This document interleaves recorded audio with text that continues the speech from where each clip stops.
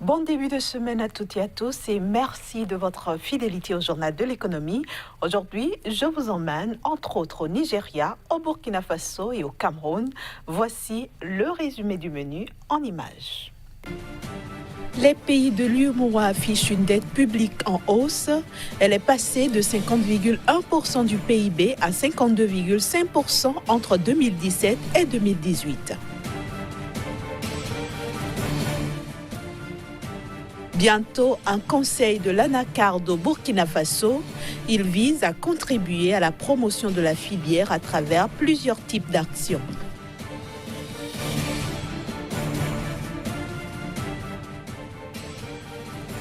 Enfin, le ministre du Commerce met les pendules à l'heure face à la flambée des prix des produits de grande consommation au Cameroun.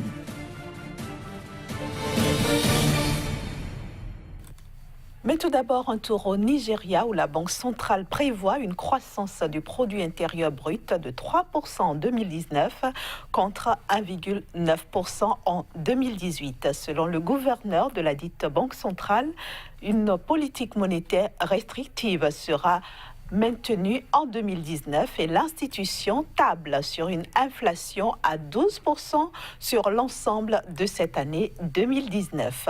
Pour rappel, les données publiées par le Bureau national des statistiques au mois de février dernier indiquent que le produit intérieur brut du Nigeria a enregistré une progression de 1,9% en 2018 contre 0,82% en 2017, atteignant ainsi son plus rapide taux de croissance depuis la récession qui a frappé le Nigeria en 2016.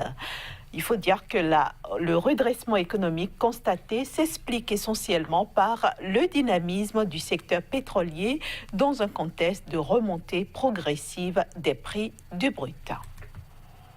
En 2018, la dette publique des pays de l'Union économique et monétaire ouest-africaine UEMOA a augmenté de 50,1% en 2017 et à 52,5% du PIB. Selon les dernières données rendues publiques la semaine dernière, le service de la dette totale aurait atteint 33% des recettes publiques contre 26,4% en 2017. Les pays de l'Union économique et monétaire ouest-africaine affichent une dette publique en pleine croissance.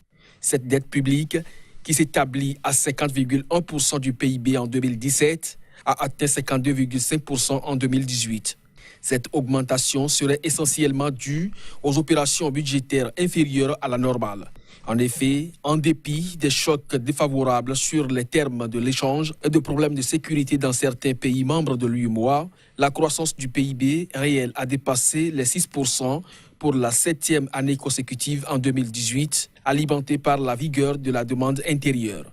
À en croire le Fonds monétaire international, l'activité économique reste forte avec une inflation maîtrisée, tandis que le déficit budgétaire global a été réduit de 0,5 points de pourcentage du PIB et les réserves extérieures ont augmenté principalement grâce aux émissions d'euro-obligations.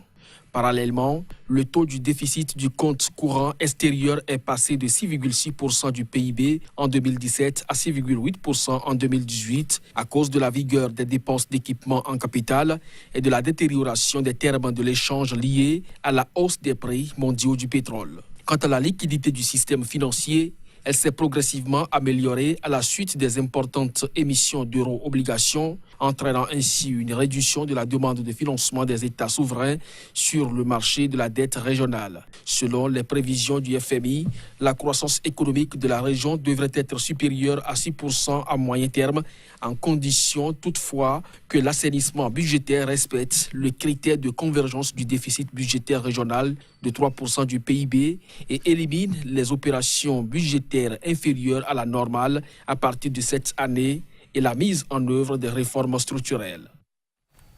Je le disais en titre, le Burkina Faso va disposer bientôt d'un conseil de l'anacarde devant contribuer à la promotion de la filière à travers des actions de coordination, de développement des activités et d'organisation. Jusqu'ici, la filière est régulée par une interprofession dénommée Comité interprofessionnel de l'anacarde du Burkina et qui fédère 3 entités, à savoir l'Union nationale des commerçants et exportateurs de l'anacarde, l'Union nationale des producteurs de l'anacarde du Burkina et enfin l'Association nationale des transformateurs d'anacarde du Burkina. Précisons que la noix de cajou est fournie par 4 régions du Burkina et elle représente la 3e contributrice aux exportations agricoles après le coton et le sésame. Plus de 45 000 producteurs gagnent leur vie dans cette filière qui a généré en 2017 environ 10 000 tonnes de noix de cajou. Direction maintenant le Cameroun où les produits de grande consommation tels que le riz et le poisson se font rares dans les marchés depuis un bon moment. Ces produits ont d'ailleurs vu leur prix flamber dans le pays. Il faut débourser par exemple jusqu'à 1800 francs CFA pour acheter 1 kg de maquereau 20+. Cette situation qui alourdit bien sûr le panier de la ménagère a amené le ministre du Commerce à tenir une réunion avec les acteurs de la filière poisson. L'objectif est de prévenir tout risque de perturbation de l'ordre social dans le pays. Il a fallu plus de 4 heures de débat entre le ministre du Commerce, Luc Magloire Mbarga à Tangana, les importateurs de riz et de poissons et les associations de défense des droits des consommateurs pour faire la lumière sur la hausse des prix des dites denrées et les difficultés rencontrées par les acteurs de ces 2 filières. Les opérateurs de la filière y en ont profité pour poser leurs difficultés telles que la pénurie de devises. L'exercice a été le même avec la filière poisson. Il se trouve que la petite perturbation peut-être qui a attiré l'attention des uns et des autres sur le marché devrait être le fait, n'est-ce pas, de quelques importateurs qui ne sont pas encore identifiés, qui font entrer des petites quantités du poisson sur le marché et les vendent sans contrôle aucun. Ainsi, les parties ont convenu de stabiliser le prix du maquereau 20+. Le maquereau 20+, qui existe sur le marché, nous avons établi son prix parce que le calibre diffère. Donc, il est cédé au stade consommateur final, aussi bien à Douala qu'à Yaoundé, dans une fourchette comprise entre 1000 francs et 1200 francs, en fonction de la taille et de la grosseur du poisson. Et quant au prix du riz, 330 francs le kilogramme Douala et 350 francs à Yaoundé. Donc que les gens ne se laissent pas distraire. Pendant que le ministre du Commerce et ses invités tablaient sur les sujets sous-évoqués, le consommateur lambda a lui aussi donné son point de vue et tenté de comprendre les raisons de cette hausse de prix. Le poisson coûte assez cher parce que déjà nous sommes avec le maquereau, nous sommes déjà dans les 1800, 1500. Alors qu'on achète un kilo de maquereau à 1000 francs, 1100 francs, 800 des fois. Il faut dire que le Cameroun dépend en grande partie des importations pour faire face à la demande nationale en produits halieutiques. Le déficit de la production de poissons est estimé à 230 000 tonnes environ pour une demande intérieure située entre 450 000 et 500 000 tonnes par an. Dernière destination de ce journal de l'économie, la Gambie, où nous allons nous intéresser aux opportunités d'investissement pour l'année 2019. Et c'est dans un instant, juste après une petite pause, bien sûr, avec Casimir Kouidian. Bonjour à vous, Casimir, et bienvenue sur le journal de l'économie. Merci, bonjour Inès. Alors, comment se porte économiquement aujourd'hui la Gambie ? La Gambie est en train de retrouver progressivement sa marque économique. En effet, après les crises successives qui ont décimé non seulement la population, mais aussi l'économie de ce pays, la Gambie est en train donc de reprendre progressivement son souffle économique. Il faut déjà dire que après donc la maladie à virus Ebola, qui est la dernière donc crise qu'a connue ce pays, aujourd'hui on peut classer la Gambie parmi les pays fréquentés de plus en plus par les investisseurs. En effet, déjà, pour le compte donc de l'année 2018, le pays a présenté de très belles performances. En témoigne donc le classement Doing Business de cette année-là, où le pays a été donc classé 146e sur un ensemble donc de 190 pays visités par Doing Business. Il faut déjà dire que les investissements directs étrangers, ce qu'on appelle IDE, ont représenté au total environ 412 millions de dollars.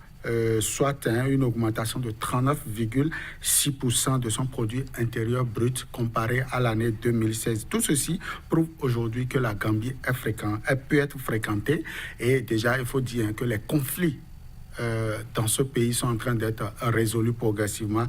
La crise avec donc le voisin direct, le Sénégal, également est en train de trouver un dénouement heureux. En témoigne donc la réalisation de cette infrastructure qui relie déjà ces deux pays-là. L'ouverture aux deux populations prouve véritablement que la Gambie est résolument déterminé à donner un meilleur de lui-même pour pouvoir attirer les investisseurs. Tout ceci combiné peut donc rassurer davantage les partenaires techniques et financiers. Et d'ailleurs, le pays a aujourd'hui à sa porte environ 43 partenaires techniques et financiers qui sont donc en train de proposer des offres pouvant permettre aujourd'hui de relever l'économie de ce pays-là. Alors, Kazmi Pedja, il y a quelques mois, le pays a obtenu des promesses au niveau de Bruxelles, notamment 1,45 milliard d'euros. Où en est-on aujourd'hui dans le recouvrement? Oui, c'est de ça il s'agit. Inès, il faut dire que le 22 mai 2018 à Bruxelles, 43 donc, partenaires techniques et financiers, parmi lesquels on peut citer donc l'Union européenne, on peut citer également la Banque islamique de développement, on peut aussi citer donc ces partenaires à portefeuille véritablement importants.